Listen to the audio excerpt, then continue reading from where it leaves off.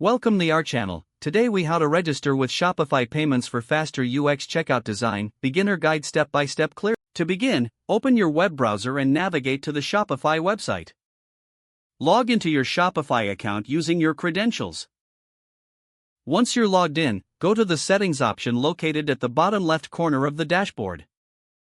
Click on Payments from the settings menu. In the Payments page, you will see various payment providers. Scroll down to find Shopify Payments. If Shopify Payments is available in your region, click the Activate Shopify Payments button. You will be prompted to enter your business information. Fill in your legal business name, address, and contact information accurately.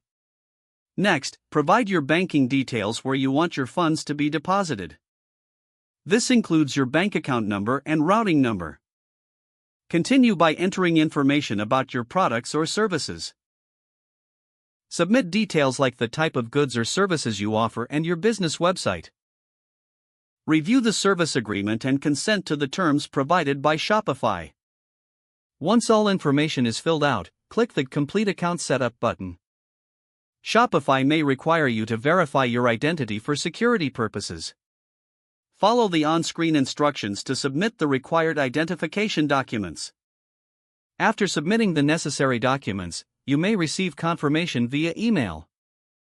Once verified, you will return to the Payments page. You will see that Shopify Payments is now enabled for your store. With Shopify Payments activated, customers can complete their purchase quickly and easily. This ensures a faster and smoother checkout experience for your buyers. Congratulations, you are now set up with Shopify Payments. If the page does not load, refresh the browser or try again in a private or incognito window.